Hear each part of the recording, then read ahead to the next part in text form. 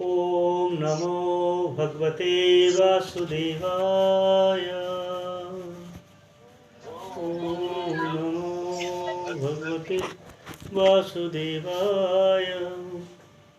ओम नमो भगवते वासुदेवाय।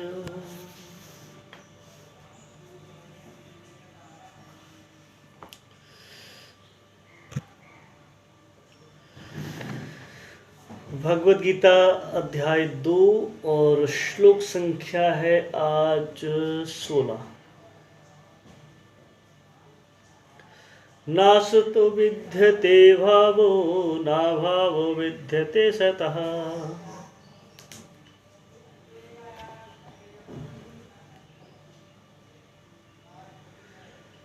उग्रो अपि दृष्टवन्तः अन्यः तत्त्वदर्शिभिः। तत्वदर्शियों ने यह निष्कर्ष निकाला कि असत भौतिक शरीर का तो कोई दायित्व नहीं है, किंतु सत आत्मा अपरिवर्तित रहता है। उन्होंने इन दोनों की प्रकृति का अध्ययन द्वारा यह निष्कर्ष निकाला है। तात्पर्य जगत गुरु श्रील प्रभुपाद जी के द्वारा श्रील प्रभुपाद की जाए। परिवर्तनशील शरीर का कोई स्थायित्व नहीं है। आधुनिक चिकित्सा विज्ञान ने भी यह स्वीकार किया है कि विभिन्न कोशिकाओं की क्रिया प्रतिक्रिया द्वारा शरीर प्रति क्षण बदलता रहता है। इस तरह शरीर में वृद्धि तथा वृद्धावस्था आती रहती है, किंतु शरीर तथा मन में निरंतर परिवर्तन होने पर भी आत्मा स्थायी रहता है। यही पदार्थ तथा आत्मा का अंतर है। स्वभावतः शरीर नित्य परिवर्तनशील है और आत्मा शाश्वत है। तत्वदर्शियों ने, चाहे वे निर्विशेषवादी हों या सगुणवादी, इस निष्कर्ष की स्थापना की है। विष्णु पुराण 2:12-38 में कहा गया है कि विष्णु तथा उनके धाम स्वयं प्रकाश से प्रकाशित हैं। ज्योतिषी विष्णुर्भुवनानि विष्णु, ज्योतिषी विष्णुर्भुवनानि विष्णु। सत तथा असत शब्द आत्मा तथा भौतिक पदार्थ के ही द्योतक हैं। सभी तत्वदर्शियों की यही स्थापना है। यहीं से भगवान द्वारा अज्ञान से मोहग्रस्त जीवों को उपदेश देने का शुभारंभ होता है। अज्ञान को हटाने के लिए आराधक और आराध्य के बीच में पुनः शाश्वत संबंध स्थापित करना होता है और फिर अंश रूप जीवों तथा श्री भगवान के अंतर को समझना होता है। कोई भी व्यक्ति आत्मा के अध्ययन द्वारा परमेश्वर के स्वभाव को समझ सकता है। आत्मा तथा परमात्मा का अंतर अंश तथा पूर्ण के अंतर के रूप में है। वेदांत सूत्र तथा श्रीमद् भागवत में परमेश्वर को समस्त उद्भवों यानी प्रकाश का मूल माना गया है। ऐसे उद्भवों का अनुभव परा तथा अपरा प्राकृतिक क्रमों द्वारा किया जाता है। जीव का संबंध परा प्रकृति से है, जैसा कि 7वें अध्याय से स्पष्ट होगा। यद्यपि शक्ति तथा शक्तिमान में कोई अंतर नहीं है, किंतु शक्तिमान को परम माना जाता है और शक्ति या प्रकृति गुण। अतः सारे जीव उसी तरह परमेश्वर के सदैव अधीन रहते हैं, जिस तरह सेवक स्वामी के या शिष्य गुरु के अधीन रहता है। अज्ञान अवस्था में ऐसे स्पष्ट ज्ञान को समझ पाना असंभव है। अतः अज्ञान को दूर करने के लिए सदा सर्वदा के लिए जीवों को प्रबुद्ध करने हेतु भगवान भगवद गीता का उपदेश देते हैं। ओम अज्ञानतिमिरान्धस्य ज्ञानाञ्जन शलाकया चक्षुरुन्मीलितं येन तस्मै श्री गुरुवे नमः। श्री चैतन्यमनु अभीष्टं स्थापितं येन भूतले स्वयं रूप कदा मह्यं ददाति स्वपदान्तिकं।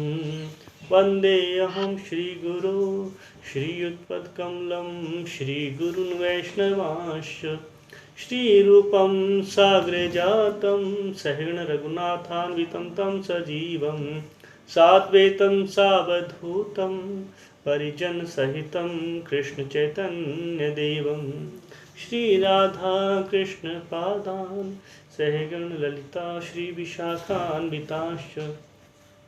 हे कृष्ण करुणा सिंधु दीनबंधु जगतपते गोपेश गोपिका कांत राधा कांत नमोस्तुते।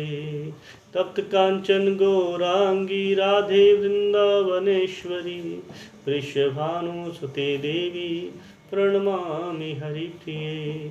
वाञ्छाकल्पतरुभ्यश्च कृपा सिन्धुभ्य एव च पतितानां पावनेभ्यो वैष्णवेभ्यो नमो नमः। जय श्री कृष्ण चैतन्य प्रभु नित्यानंद श्री अद्वैत गदाधर शिवासादि गौर भक्तवृंद। हरे कृष्ण कृष्ण कृष्ण हरे हरे, हरे राम राम राम हरे हरे। तत्वदर्शियों ने यह निष्कर्ष निकाला है कि असत भौतिक शरीर का तो कोई चिर स्थायित्व नहीं है, किंतु सत्य यानी आत्मा अपरिवर्तित रहता है, और उन्होंने इन दोनों की प्रकृति के अध्ययन द्वारा यह निष्कर्ष निकाला है। तो यहाँ पर इस श्लोक में भगवान जो है शरीर तथा जो शरीर के अंदर जो आत्मा है, जो जीव है, उसके अंतर के बारे में बता रहे हैं।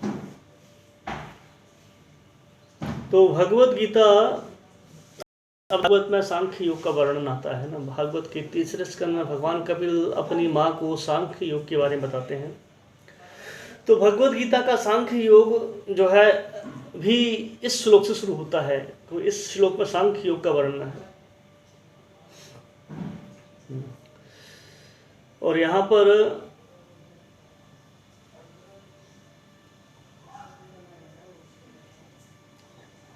भगवान यहाँ पर जिसे आप पढ़ेंगे भागवत में सांख्य योग के वर्णन में, तो सांख्य योग में प्रकृति के 24 तत्वों का वर्णन है वहाँ पे। तो वहाँ पर यहाँ पे उन 24 तत्वों का वर्णन भगवान ना करके क्या करते हैं यहाँ पे, भगवान यहाँ पर बहुत सरल तरीके से शरीर और जो जीव आत्मा है, यानी जो आत्मा है, उसके अंतर को बता रहे हैं यहाँ पे। और अर्जुन को भगवान ने ये ज्ञान दिया। और अर्जुन का बच्चे मतलब क्या होता है, अर्जुन का अर्थ क्या है? अर्जुन का एक अर्थ ये भी है कि वो व्यक्ति जो बहुत सरल होता है, जो सरल है, उसको भी अर्जुन कहते हैं। तो अर्जुन ने कितने सरल तरीके से भगवान से गीता का श्रवण किया, उसको जीवन में आत्मसात किया। वैसे हमें भी सरल स्वभाव से गीता को सुनने का, श्रवण करने का और अपने जीवन में उतारने का प्रयास करना चाहिए, क्योंकि गीता सरल हृदय के लिए है। अगर आप जितने सरल हैं उतनी आसानी से गीता समझ सकते हैं। सीधा होना जरूरी है, पर हम भी सीधे हैं। हम फर्क इतना है, हम जलेबी की तरह सीधे हैं ना। और जलेबी की तरह सीधे इसलिए गीता हमें समझ में नहीं आती, हमारे एक सर से गीता ऊपर जाती है। तो प्रभुपाद जी यहाँ लिखते हैं कि देखो शरीर में ना सदा चेंजेस जो होते रहते हैं, परिवर्तन होते रहते हैं। आप देखते हैं बचपन से जवानी, जवानी से बुढ़ापा, हमारा शरीर हमेशा बदलता रहा। सेम शरीर नहीं है जो पहले था हमारा, और आगे होता रहेगा। तो यहाँ भगवान अंतर बता रहे हैं परिवर्तन के। कहते हैं कि शरीर में सदा परिवर्तन होता रहा है, इस समय भी हो रहा है और आगे भी होता ही रहेगा। पर जो आत्मा है उसमें कभी परिवर्तित नहीं हुआ। आत्मा जैसी थी वैसी है, वैसी ही रहेगी, वो नहीं चेंज होता। तो तात्पर्य में लिखा है प्रभुपाद जी ने कि आधुनिक चिकित्सा विज्ञान ने भी यह स्वीकार किया है कि विभिन्न कोशिकाओं की क्रिया प्रतिक्रिया द्वारा शरीर प्रतिक्षण बदलता रहता है। ये साइंटिस्ट भी इस बात को एक्सेप्ट करते हैं। तो यहाँ पर पाद जी क्या कर रहे हैं, जो आधुनिक चिकित्सा है, विज्ञान है,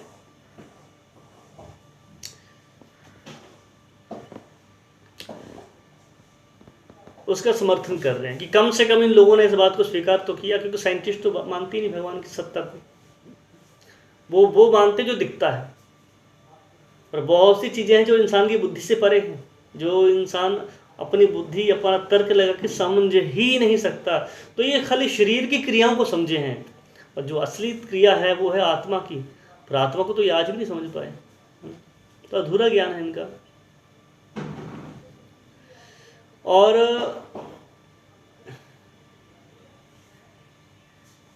वो चाहे तो दूसरी बात को समझ सकते हैं कि आत्मा परिवर्तनशील नहीं है, पर वो समझ सकते नहीं इसका रीजन क्या है ना। ये क्यों नहीं समझ सकते? क्योंकि जो आत्मा है, जो जीवात्मा है, उसे इन भौतिक क्रियाओं के द्वारा, कोशिकाओं के द्वारा, रिसर्च के द्वारा इंसान नहीं समझ सकता। भगवान आत्मा को ही नहीं समझ सकता, तो परमात्मा को समझना तो बहुत दूर की बात है। आत्मा का जो शरीर, जो साइज बताया गया है, एक बाल का अग्रभाग जो होता है उसके 10,000 हिस्से कर दिए जाए, इतना छोटा सा आत्मा का साइज है। तो कैसे समझ सकते? साइंटिस्ट समझ नहीं सकते इस बात को। तो उनके लिए संभव नहीं है।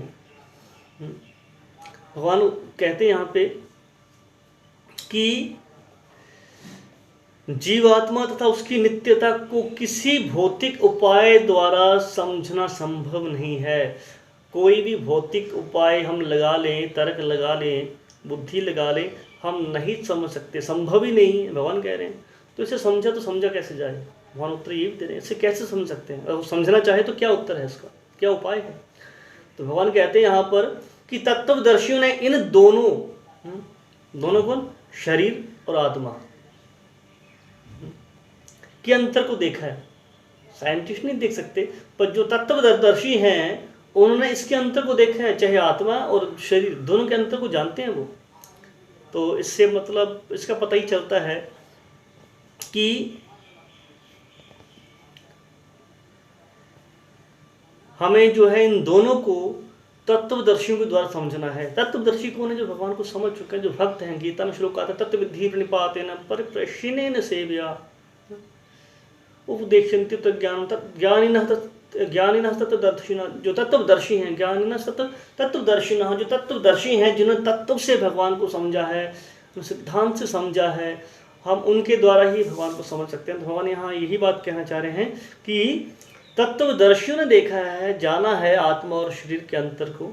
इसलिए हमें ये करना चाहिए कि जो तत्वदर्शी हैं, जो महात्मा हैं, जो परम भागवत हैं, ग्रंथ भागवत हैं, वो हैं तत्वदर्शी, तो उनके द्वारा ही समझना चाहिए। तो प्रभुपाद जी ने हमें बड़ा अच्छे तरीके से समझाया है, जो इतने सरल तात्पर्य प्रभुपाद जी ने बना दिए हैं कि हम उसके माध्यम से गीता को समझ सकते हैं।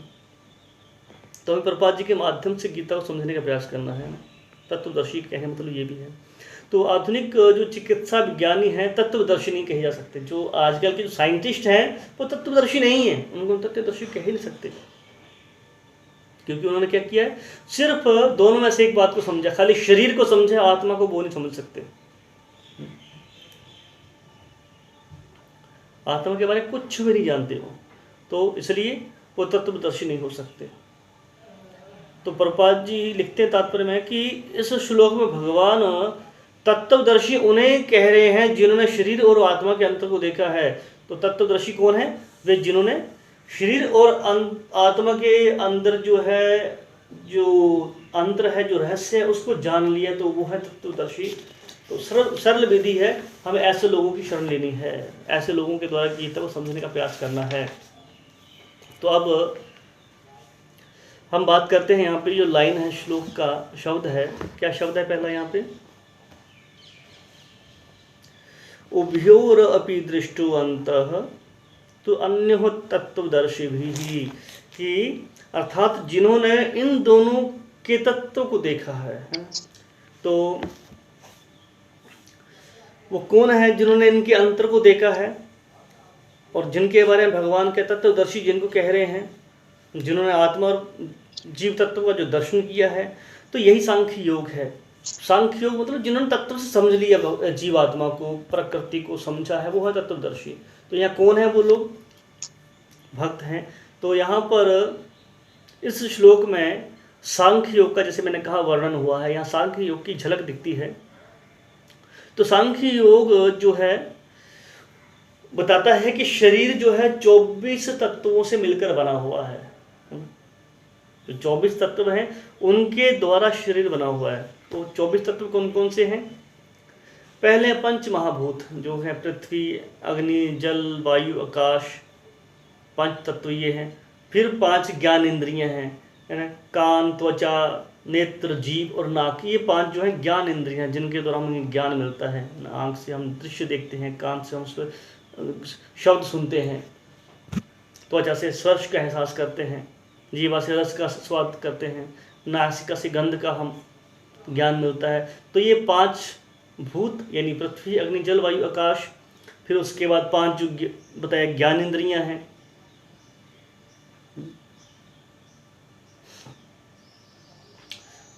फिर 5 विषय हैं, उनके विषय बता दिए मैंने। आँख का विषय है देखना, कान का विषय है शब्द। तो ये 5 विषय हुए इस तरह से। तो 5 भूत, 5 ज्ञानेंद्रियां हैं, 5 विषय हैं और 5 कर्म इंद्रियां हैं। तो कितने हो? 20 हुए। 5 भूत, 5 कर्म इंद्रियां, 5 ज्ञानेंद्रियां, 5 विषय, 20। 3 मन, बुद्धि, अहंकार, 23। और 24वां क्या है? सूक्ष्म प्रकृति। ये 24 तत्व है, इनके द्वारा शरीर बना हुआ है हमारा। इन 24 तत्वों के मिश्रण से शरीर बनता है। पर ये क्या 24 तत्व क्या है? नष्ट हो सकते हैं। प्रकृति, ये जो शरीर है। पर जो 25वां तत्व है वो क्या है? 25वां तत्व है जीव यानी आत्मा। ये कभी नष्ट नहीं होता, भगवान कह रहे हैं। बाकी जो प्रकृति के जितने भी शरीर में अंश हैं, प्रकृति ही नाशवान है, प्रकृति ही नष्टवान करने योग्य है, नष्ट हो जाती है। ये शाश्वत नहीं है। जैसे मायावादी कहते हैं ब्रह्म सत्य जगत मिथ्या, ब्रह्म ही सत्य है, भगवान क्या है? मिथ्या है, भगवान नहीं है। सॉरी, प्रकृति, हाँ, ब्रह्म सत्य जगत मिथ्या यानी भगवान सत्य है, प्रकृति जो है सत्य नहीं। ये क्या है? छलावा है, धोखा है। पर ऐसा नहीं है, ब्रह्म सत्य है, प्रकृति मिथ्या नहीं है। हाँ, ये है क्षणिक है, प्रकृति टेम्परेरी है। हम कहें कि ये पेन है, ये है ही नहीं, ऐसा नहीं है। पेन है, इसे कैसे कह सकते, निकाल सकते कि है ही नहीं। हाँ, इसका जो है हमेशा के लिए इसका अस्तित्व नहीं है, ये हमेशा नहीं रहेगा, कुछ समय के लिए रहेगा। वैसे ये शरीर है, हम कहते हैं ये है ही नहीं, कैसे हो सकता है? हम देख रहे हैं इसको, महसूस कर रहे हैं इसको, सुन पा रहे हैं। तो ये शरीर है, पर ये शाश्वत नहीं है। ये क्या है? टेम्परेरी है, क्षणिक है। इसलिए जो जीव है, जो आत्मा है, वो है शाश्वत, ये कभी नष्ट नहीं होता। तो यहाँ पर जो चेतन जीवात्मा है उसकी तुलना के भगवान कर रहे हैं अनित्य और जड़ शरीर की कर रहे हैं। भगवान कह रहे हैं कि ये जो चेतन आत्मा है ये नित्य है और जो जड़ शरीर है ये अनित्य है। यहाँ 2 शब्द भगवान ने यूज किए उनको बताने के लिए। तो प्रपात जी यहाँ फिर लिखते हैं तात्पर्य में, कहते हैं कि यहाँ यहीं से भगवान द्वारा अज्ञान से मोहग्रस्त जीवों को उपदेश देने का शुभारंभ होता है। तो भगवान ने इस श्लोक से ज्ञान देना शुरू किया सही मायने में, समझने के लिए कि जब तक आप शरीर को ही नहीं समझोगे, आत्मा को ही नहीं समझोगे, तब तक आप मोह में रहोगे। तो भगवान ने यहाँ से शुरू कर दिया ज्ञान देना। और किस लिए? अज्ञान को हटाने के लिए। अज्ञान क्या है? आराधक और आराध्य, जो परमेश्वर हैं और जो भक्त हैं, उनके बीच में संबंध स्थापित करने के लिए। हम अपना जो संबंध है भगवान से भूल चुके हैं हम, और हमें याद होता तो हमें सत्संग की जरूरत नहीं पड़ती, हमें याद होता तो भक्ति की जरूरत नहीं पड़ती ना। हम अपना संबंध भगवान से भूल चुके हैं, तो इसलिए भगवान को यहाँ पे ये ज्ञान देना पड़ा ताकि हम अपना संबंध द्वारा भगवान से स्थापित कर सकें। तो करना क्या? हमें द्वारा संबंध स्थापित करना है भगवान से। और ये तभी हो पाएगा जब हम अपने आप को भगवान के अंश के रूप में जान सकेंगे। तो कोई भी जो व्यक्ति है आत्मा के अध्ययन के द्वारा परमेश्वर के स्वभाव को समझ सकता है। प्रपात जी कह रहे हैं यहाँ पे सिर्फ आत्मा के अध्ययन के द्वारा, अगर हम आत्मा को जान लिया तो परमात्मा को जान सकते हैं। तो वेदांत सूत्र कहते हैं अथातो ब्रह्म जिज्ञासा, जीवन का लक्ष्य है ये जानना, अथातो ब्रह्म जिज्ञासा कि मैं कौन हूँ। तो 24 तत्वों का वर्णन करने का मतलब क्या है? ये समझना कि मैं हूँ क्या। मैं तो प्रकृति का एक खिलौना हूँ, 24 तत्वों को द्वारा बना हुआ मैं एक शरीर हूँ। पर ये 24 तत्व आए कहाँ से? आत्मा कहाँ से आई? इन सब का विश्लेषण करना, इनको समझना जरूरी है। तो इसलिए पहला शब्द अथा तो ब्रह्म जिज्ञासा, ब्रह्म जिज्ञासा करना, मैं कौन हूँ, कहाँ से आया हूँ, मेरा संबंध किससे है, क्यों मैं दुख भोग रहा हूँ, क्यों बार बार दुख आते हैं। तो जब हम इनके प्रश्नों के उत्तर हम ढूंढने का प्रयास करते हैं, तब हम आत्मा को जानने का प्रयास करते हैं। इसलिए हमें आत्मा को जानना है। तो आत्मा को हम जब जानने का प्रयास करते हैं, अपने आप को जानने का प्रयास करते हैं, तब जाके हम उसके बाद परमेश्वर को समझ सकते हैं। पहले अपनी तुलना करनी पड़ेगी, परमेश्वर को तो हम जान नहीं पाएंगे इस तरह से। तो यहाँ पर हम देखते हैं प्रभुपाद जी के जो तात्पर्य हैं, उनके आधार पे ये निष्कर्ष निकलता है श्लोक का कि जो जितने भी जीव हैं वो श्री कृष्ण के अधीन होने पर ही सुखी हो सकते हैं। जब हम इस प्रकृति की देन को, जो ये शरीर जिसका है, ये शरीर भगवान का है और किसी का नहीं है। हमने बांट दिया है शरीर को कि ये इसके ऊपर इसका हिस्सा है, इसके ऊपर इसका हिस्सा है। माता पिता द्वारा दिया शरीर है, पर एक्चुअल में शरीर दिया किसने? ये शरीर दिया है भगवान ने। तो जब हम इस श्लोक के माध्यम से समझते हैं कि ये शरीर भगवान का द्वारा दिया हुआ है, और जब हम इसको भगवान की सेवा में लगाएंगे तभी सुखी हो पाएंगे। उदाहरण के तौर पर बताया गया यहाँ पे, जिस प्रकार मछली जो है ज़मीन पे खुश नहीं रह सकती है ना, जितना भी उसको ऐशो आराम दो, सुख सुविधाएं दो, मछली ज़मीन पे खुश नहीं रह सकती। वैसे ही हम जितना भी प्रयास करें भौतिक संसार में अपने आप को सुखी रखने का, सो कॉल्ड हम अपने लिए तथा कथित अपने लिए सुख सुविधाएं जुटा लें, ऐश्वर्य जुटा लें, तब भी हम खुश नहीं रह सकते, क्योंकि यहाँ खुश इंसान रह ही नहीं सकता। दुखाल्यम अशाश्वतम, गीता में कह दिया कि दुखाल्यम है, और दुखाल्यम में सुखाल्यम ढूंढेंगे तो कैसे चलेगा?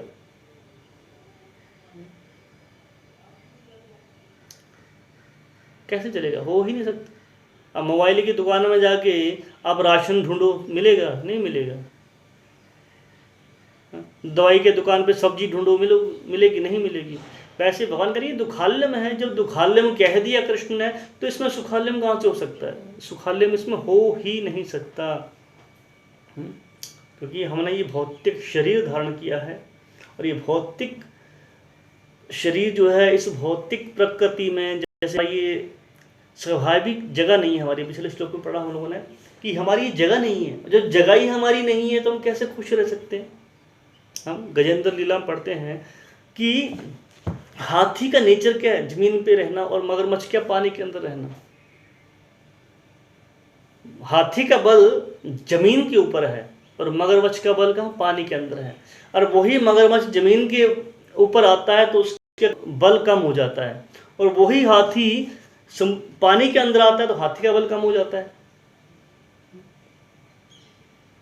तो वैसे ही हमारा यहाँ बल नहीं है, हमारी शक्ति नहीं है। रीजन क्या है? हम अपने घर में नहीं है, है ना। हमारा घर है भगवान का धाम, शाश्वत भगवान कृष्ण के धाम जाना हमारा लक्ष्य होना चाहिए। तो इस श्लोक के माध्यम से भगवान यही समझा रहे हैं।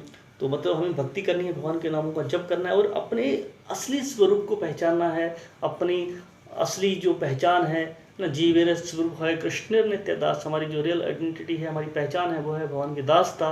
इसको स्वीकार करना है, इसके माध्यम से भगवान के धाम जा सकते हैं। ठीक है, जैसे मैंने कहा आज एक त्यौहार भी है।